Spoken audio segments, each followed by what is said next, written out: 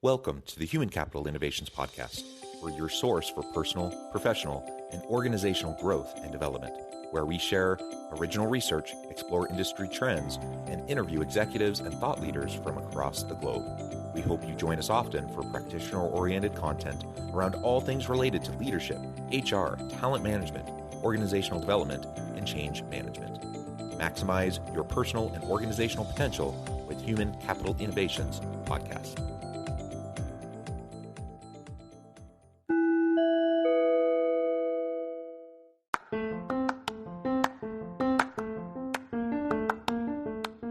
You enjoy the Human Capital Innovations Podcast?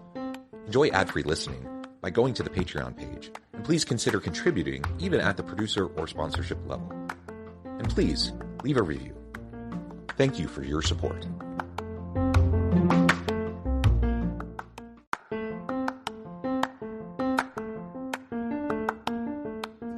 Welcome to the Human Capital Innovations Podcast. In this HCI podcast episode, I talk with Rebecca Babcock about how to go from stuck to fulfilled in your career and passionate about your life.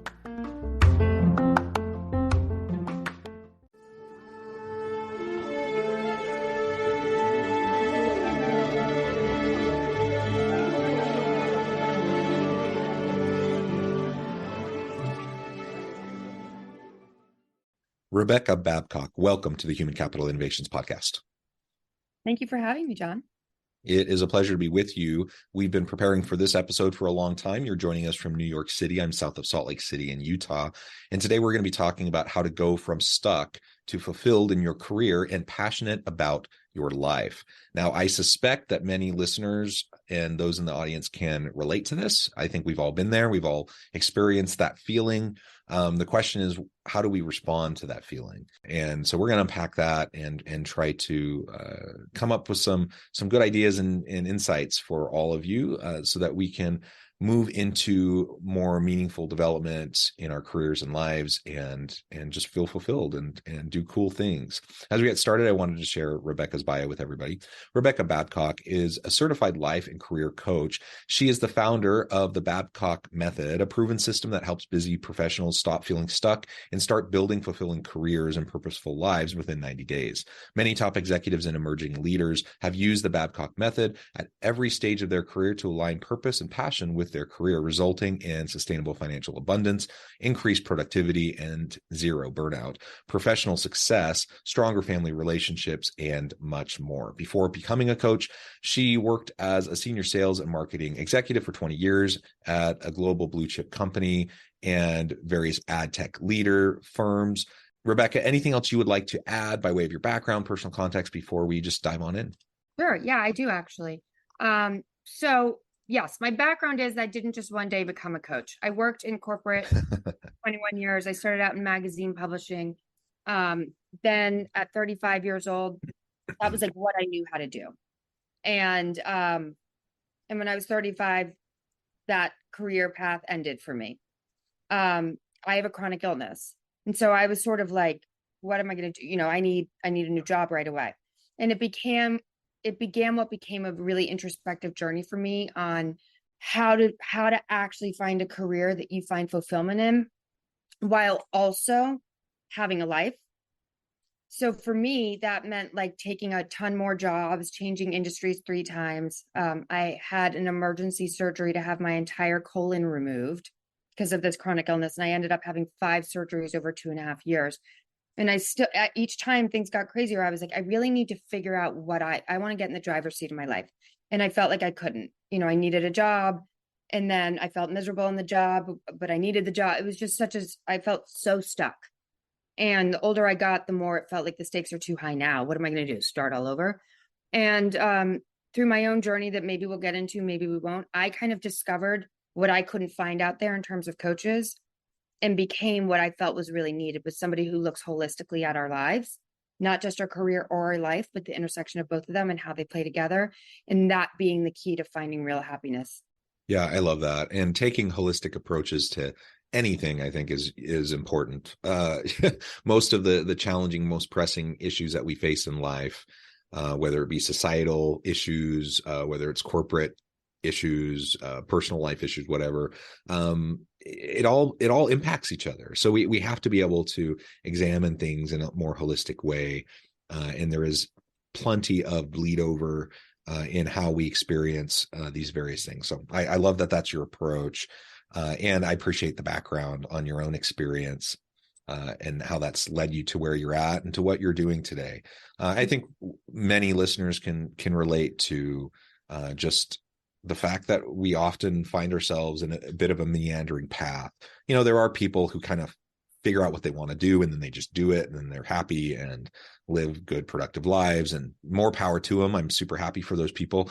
But it seems like, in my experience, that's relatively rare. That's not the norm. I think most people have more meandering paths. And I mean, just from a career perspective alone, we know that the majority of people change not just jobs, but full on careers multiple times throughout their work life. So there is just disruption, and that kind of disruption does provide opportunities to step back, to reflect, to decide, are we, on the path that we want to be? And in some ways, I think that's a real benefit. Despite the challenges of the pandemic, a real benefit has been just the pandemic as a catalyst for reflection and for people to reevaluate what's important to them, their priorities, and where they want to go in the various aspects of their lives. So whatever that catalyst is for you, that self-reflection is really important. And it's never too late to shift. You talked about being 35 and feeling like, what am I going to do now? It's, how am I going to just start over? Well, the reality and by is, the way, that was a decade ago. I went from there to eBay to an ad tech startup. Like, that was not the end of my journey. No. Yeah. Well, and the point is, it's never too late. It's never too late to shift and to try new things. And part of that is just because we go through different life stages. What may have worked for me and brought fulfillment to me in my 20s may not be the same in my 30s or 40s or 50s. And that's okay. Right. So I love all that. Now, as we get started and really dive on in, tell us what you mean by stuck. I introduced the topic as, moving from stuck to fulfilled. What do you mean by stuck? How have you found yourself stuck in the past? And then how do we move to unstuck? Yep. So the way I define stuck, and it can happen at any stage in your life, but the clients I really work with are people that they have it all on paper. In other words, in theory, they have what they're looking for. They've got a job. They've got, a family, if that's what they're looking for. They've got some money in the bank, but truthfully, they feel meh. And it's almost like I don't want to say anything because who am I to be complaining? But honestly, I don't feel fulfilled. And then the immediate next thought after that is, but there's nothing I can do about it. Either because I'm stuck in these circumstances and it is what it is, total fear about what they would do instead, or no idea what they're going to do instead. That's the stuck part. It's not just stuck if you don't love what you're doing. What's stuck is saying, I don't love what I'm doing, but even if I blew up my life and put all my stuff in storage and started all over, I don't even know what I would do instead. Those are the people that I want to help. And you can be in any stage of your life with that. It's just that moment of like, this isn't good enough.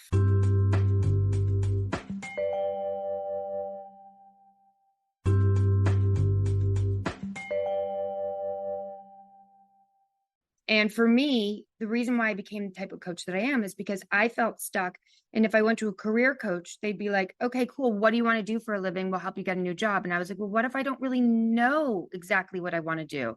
And they were like, ooh, you should go talk to a life coach. And the life coaches were like, what does any of it matter? Follow your bliss. And I was like, how do you think I'm paying for you, life coach? I'm paying for you the money I need to make.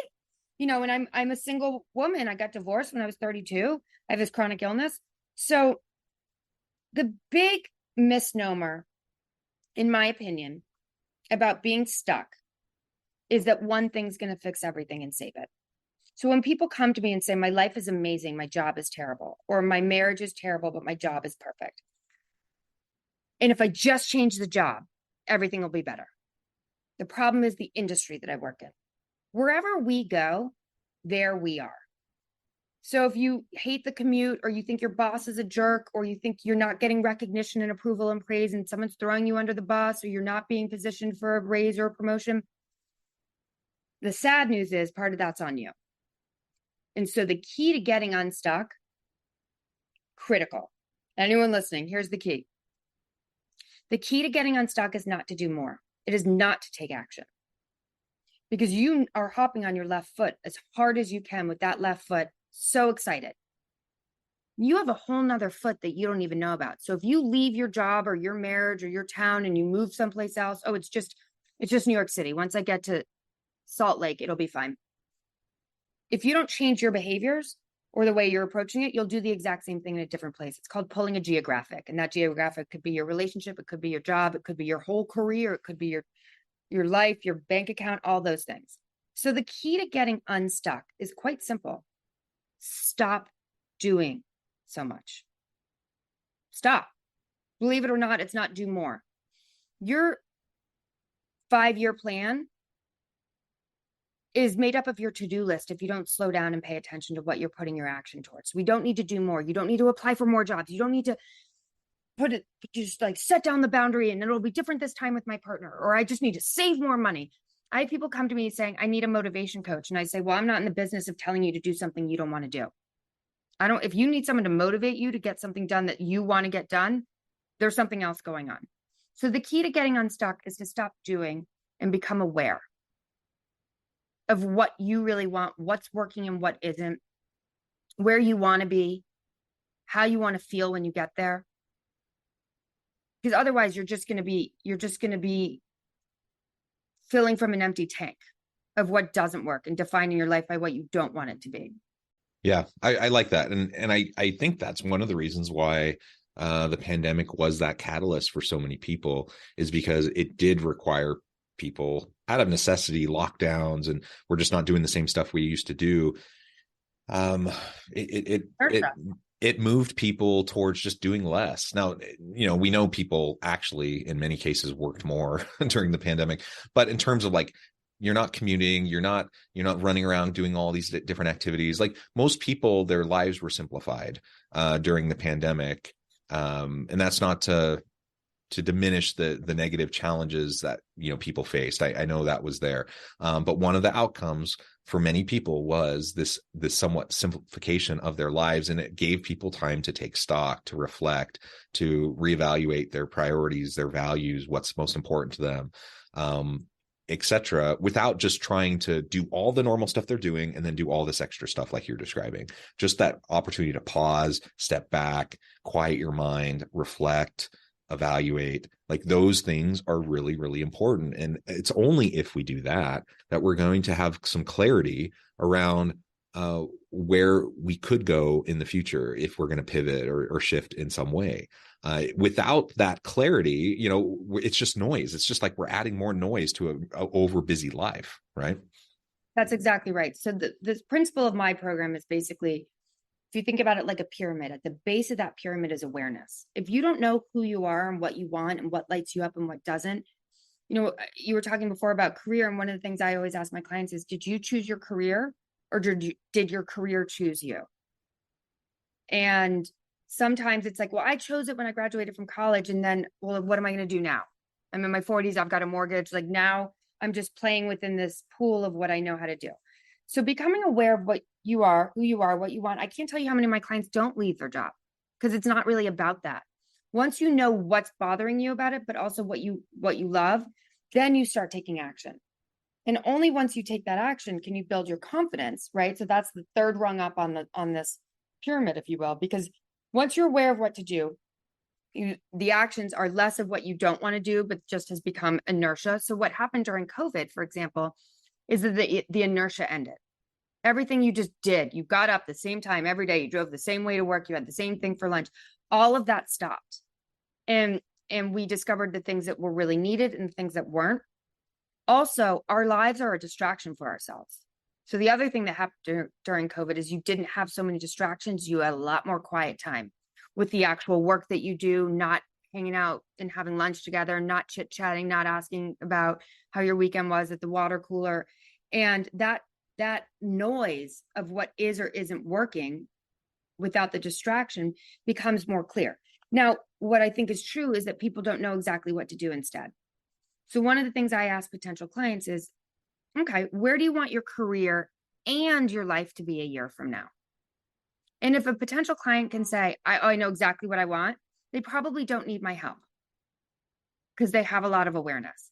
But most of them say, truthfully, I know where I don't want it to be, but I don't really know where I do want it to be. So awareness, then you take action, which builds confidence. So instead of saying, I could never leave this job, or I could never have that conversation, or I could never try that thing, you think about it more as a win or learn. And if you take an action and you win, great. If you don't, you go right back down to the bottom of the pyramid. You start being more aware. Why didn't it work? How did I feel? What was my expectation? Take a new action. So you take action more often, it builds confidence. And ultimately, you get to the top of this pyramid, which is being of choice in your life, where you're co-creating your own life. But if you do not start with awareness, if you hire a coach that kind of says like 7 steps to effective leadership, or it doesn't work. Trust me, I've hired every type of coach. That's why I became a coach, because there was no one who was looking at it holistically, and there was no one that was pausing enough. There was a lot, like, I'm a big believer in therapy, but to me, my therapist and I talk about what's happened in the past, PTSD from 5 insane surgeries, getting divorced in my 30s. I quit drinking when I was 35. What happened in my childhood? But we don't ever talk about, now that we've become aware of these things, what am I running towards instead? And that to me was what was missing in terms of life coaching or relationship coaching or that kind of thing. And then on the business side, executive leadership coaching was just like, gun harder, push harder, more action, do more. And it was like, but for what? Where is this going to get me? Or a career coach that says, we'll just help you get a new job. They're not going to tell you, we're going to help you discover the right career for you. They're just going to get you in the next job. So it really requires looking at it from all angles. And that's why, as you said at the intro, I help my clients build a fulfilling career and a purposeful life, not one or the other, because that doesn't make any sense either. Yeah. And the reality is people have different priorities around work and life, and that integration. And I've said before on the podcast, as I reflected on, past jobs, back before I went to college, I worked at a factory, to earn money to go to college. And I didn't like that job. And it was a means to an end. And I was doing it to earn money to go to college, and then I would never go back. But there are people that I worked with in that job that had been there for 30 years, and they were perfectly fine. They were happy. It served its purpose. And their main focus was on family, and they were able to go to work, clock in, do the work, clock out, provide for their family, and live their best life, and that's what they wanted to do. That's not what I wanted to do. And that's fine. The point is, different people have different approaches to their life. And so we can't just chase. Society is telling us is the thing we should be chasing. We can't just, that's the prevalent thing, is that everyone looks around and they look at the media, and they look at Instagram and TikToks, and they look at like all these influencers, and they think, ooh, that's the life I want. And that they think that's the best life. That's the life that I should want, without taking the time to really think about, is that the best life for me and who I am, etc. Right?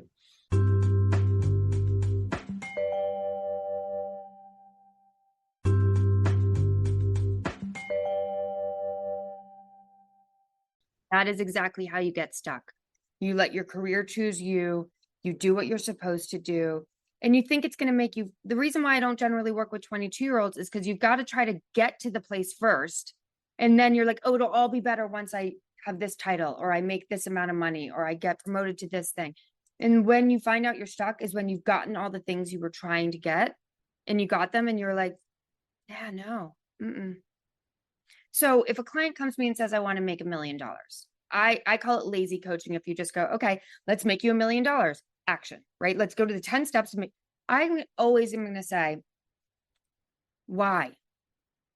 How do you want to feel? And they say, I want to feel financially free. I want to feel relevant. I want to feel recognized at work. I want to feel important. Let's work on making you feel that way. Maybe you make 100 million, maybe you make $999,000. But if we just blindly say, let's make $1 million, I can guarantee you're going to get to the million and go, it must have been 2 million. I just don't quite feel it yet. We're always chasing the next thing when that's our mentality. And I've been guilty of that, just like, probably most people have at least one point in their lives or another. And yeah, that fulfillment doesn't come just by chasing the next thing. Now I'm an advocate for, self-improvement, self-development, and setting goals. And, you can put guideposts along in your development to help you get to where you want to go, that's all positive. But where I draw the line for myself that I've learned over time is if I make it all about the goals, then I lose sight of actually what's most important. I end up chasing the goals and the metrics rather than meaning, fulfillment, purpose. It's the meaning, fulfillment, purpose that's actually going to drive me with the motivation to achieve the other metrics, not the other way around. And it's just too easy to get distracted and to start chasing your tail and chasing things that don't actually really matter because you think it's important. And so, yeah, go ahead. Well, I was going to say, first of all, two things about that. One, that's exactly why you need the awareness first. Because if you pick up somebody else's goal, you run with it. There's a very powerful book that I relate to deeply. And I think a lot of people after COVID can feel this way, whether or not they haven't had a huge life-changing thing. It's called The Second Mountain. And the idea is the first mountain is get the job, get the degree, get the house, get the wife, get the things. And it's sort of a cookie cutter for everybody. Like everyone should just kind of be gunning for the same things. It depends on your culture and the way you were raised. But, especially in America, there's an idea of the American dream. The second mountain is when something happens. Maybe it's a loss of a loved one. Maybe it's a health scare. Maybe it's COVID. Maybe it's something that really breaks that inertia and makes you question. And when you reapproach life, your goal is not what is called a performance goal, which a performance goal has a beginning, a middle, and an end. And you either do it if you finish and you get the thing, or if you get 99.9% there and you don't get it, you've lost. And a mastery mindset, which is what I was talking about when I was saying once you take action, you build confidence. That mastery mindset means I never arrive anywhere. I'm always learning, I'm always growing, I'm always developing. That frees up so much opportunity in your mind and your brain and your energy to be curious as opposed to being strict and disciplined. And what we don't do with goals is we don't reevaluate them. We set a goal and then we go and go and go. And that's why people say, I need a motivation coach. No, you need to want to reach your goals. Again, it all comes back to awareness. Yeah. So for those listening who feel stuck in some aspect of their life, what would you say is that first step to start the awareness process so we can start to get unstuck, so we can start to move towards meaning, fulfillment, purpose, to drive, whatever direction we end up going? The main thing is, for free and for fun, the main thing is just becoming aware, just allowing the sliver of a truth into your mind that says you don't have to feel stuck. Like I said before, I have many, many, many clients who end up staying in their job or staying in their marriage or staying in their town because they realized it was more them than it was the external. Yeah.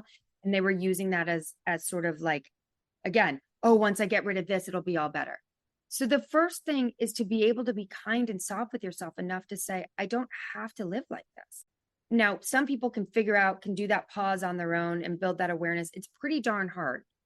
Because again, if you only know about your left foot and you're hopping really hard on your left foot, becoming aware that you have a right foot is probably not that easy. So a lot of times you need someone else to help look at things a little bit differently. But the first part is just sort of like that admission. I'm going to admit that I don't feel great. Yeah, and that may sound simple, but it's not. It's challenging because it makes you very vulnerable, and it disrupts, in many cases, your identity, your worldview, all the things that provide some sense of structure and certainty and safe security in your life. When you start to ask these questions the way you're describing and starting to take a step back and actually allowing yourself to ask those questions, it puts on the table that maybe all these things that have made you who you are may not be the best fit for you moving forward. And that's scary, right? Sure is. Yeah. But on the other side of it, it's freedom like you've never known, because it's your checklist. It's your vision of your life. Yeah. Well, Rebecca, this has been a really great conversation. I know at the time I need to let you go here in just a minute, but before we wrap things up, I wanted to give you a chance to share with the audience how they can connect with you, find out more about your work, your team, and then give us the final word on the topic for today. Okay. So you can find me at Rebecca Babcock Coaching. It's a tongue twister, but it is Rebecca. And then my last name is Babcock. And we all know how to spell coaching. You can find me on LinkedIn. You can find me on Instagram, but to keep it easy, probably just go to my website. It's got some free tools about ways to get unstuck and things to do to help get yourself started. And if you're listening, you can get a free 15-minute call. And if it sounds like I might be able to help, I'm also going to offer you a free 16-minute consultation session to see if I'm the right fit for you. So that's a good reason to go check it out. Perfect. Thank you, Rebecca. It's been a pleasure. I encourage the audience to reach out, get connected, find out more about what Rebecca can do for you. And as always, I hope everyone can stay healthy and safe, that you can find meaning and purpose at work each and every day. And I hope you all have a great week. Do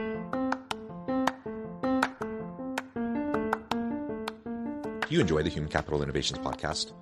Enjoy ad-free listening by going to the Patreon page. And please consider contributing even at the producer or sponsorship level. And please leave a review. Thank you for your support.